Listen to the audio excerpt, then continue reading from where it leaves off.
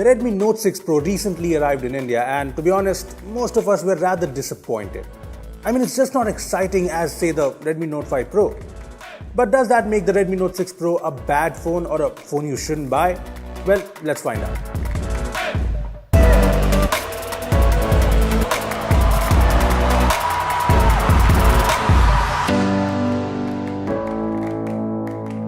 Hey guys, this is Rupesh from bbomb.com and this is our Redmi Note 6 Pro review.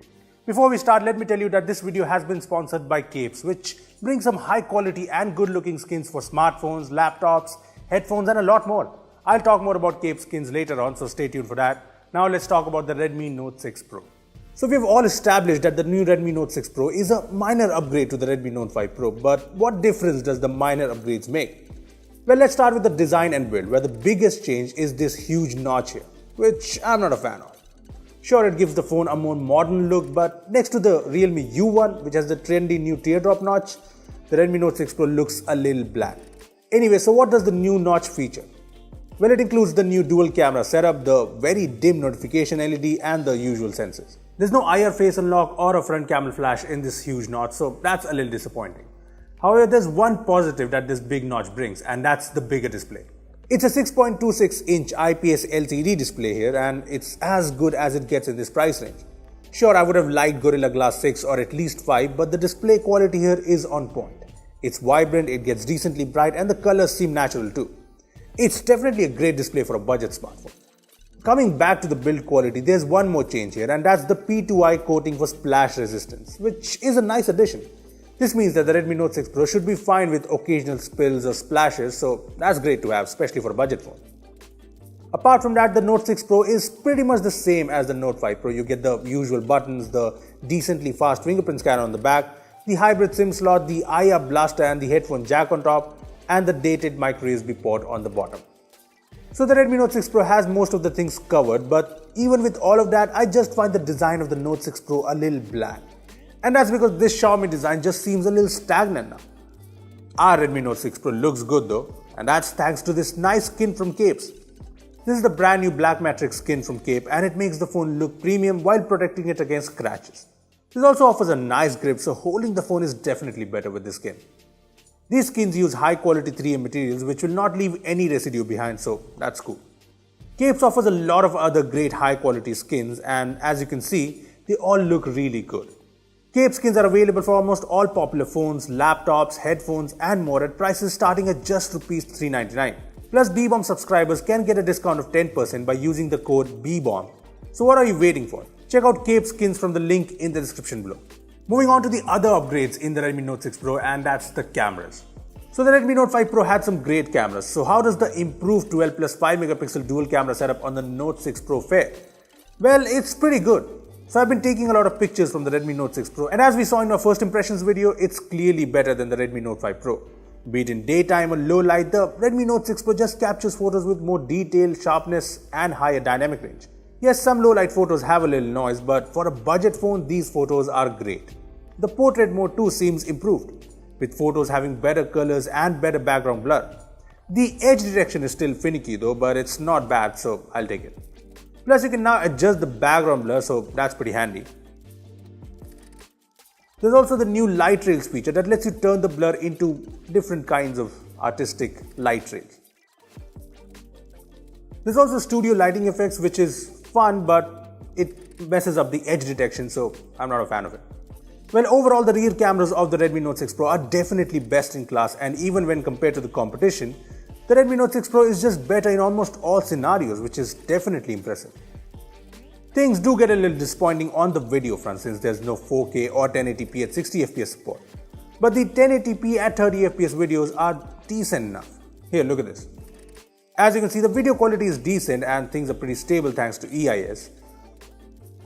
Moving on to the front, there's a big upgrade to the selfie camera as well. Now there's two cameras on the front, and the selfies from the Redmi Note 6 Pro definitely look improved. The details are better and the colors look good. I would have liked better edge detection in portrait mode and better dynamic range, but I think it's fairly good. When compared to the competition, the Realme U1 with its really nice selfie camera manages to capture better selfies on some occasions, while the Note 6 Pro manages to take better photos on other occasions. So I'd say the selfie cameras on the Note 6 Pro are decent enough. I mean, they're definitely a good improvement and they are definitely on par with the competition. To sum things up on the camera front, the Redmi Note 6 Pro takes some great photos. Yes, things aren't as positive on the video front, but overall, if you ask me, I'd say that the Redmi Note 6 Pro has the best cameras in the sub rupees 15,000 price range, and that's really great. So that's pretty much it when it comes to the upgrades in the Note 6 Pro. Everything else remains the same from the Note 5 Pro. So the specs remain the same too. The Redmi Note 6 Pro is powered by the Snapdragon 636 with up to 6 gigs of RAM. When it comes to the benchmarks, the phone does not manage to beat the Helio P70 on the Realme U1 or the Snapdragon 660 on the Realme U2 Pro. But when it comes to the real world performance, the Note 6 Pro is pretty solid. I've been using the Note 6 Pro's 4GB variant and so far it's proven to be a very reliable smartphone. I haven't faced any lags or slowdowns even when I have multiple apps or games open in this phone. So that's commendable and it's not surprising because even the Note 5 Pro till date remains a pretty snappy phone. The same goes for the gaming performance as well. Games like Asphalt 9 and PUBG run nicely on the Note 6 Pro. I mean, sure, there's the occasional lag and the graphics aren't up there with the high-end phones, but the performance is fairly smooth and that's what really matters when it comes to budget phones. On the software front, the Redmi Note 6 Pro comes with MIUI 10 on top of Android 8.1 Oreo, which is a little disappointing because Android Pie has been here for quite some time now. Anyway, MIUI 10 on the Redmi Note 6 Pro is as good as ever. You get all the usual MIUI features like the native app locker, themes, second space, dual apps and a lot more. I especially like the new recent screen in MIUI 10 with its unique design makes app switching a little faster. I also like the navigation gestures here, which is well implemented and something you can get used to. Lastly, there's also face unlock in MIUI 10 which is fairly fast, just the way I like it. So if you're someone who likes MIUI 10 on the Redmi Note 6 Pro will not disappoint you at all.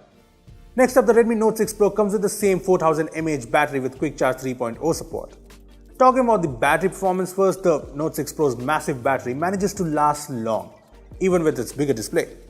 Starting the day at 100%, I would end the day at around 40% even with moderate to heavy usage, which includes some gaming, camera usage, calls, social media, texting and some web browsing.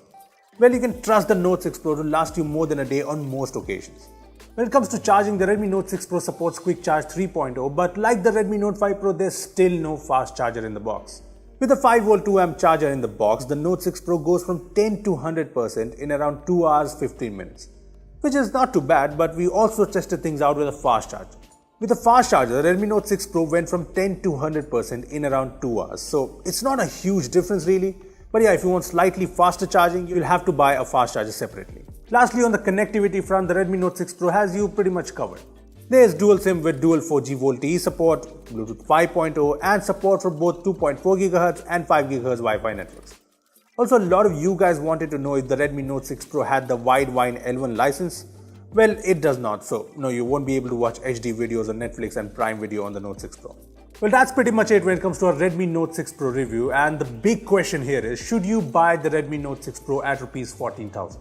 Well, the answer is yes, for now. Let me explain. Okay, so it's pretty clear that the Redmi Note 6 Pro isn't as exciting as the Redmi Note 5 Pro, but if you look past that, you'll see that the Note 6 Pro is a solid budget smartphone. It takes the strong points of the Redmi Note 5 Pro like the reliable performance, great battery life, and adds some nice improvements like the even better camera performance and the new notched larger display.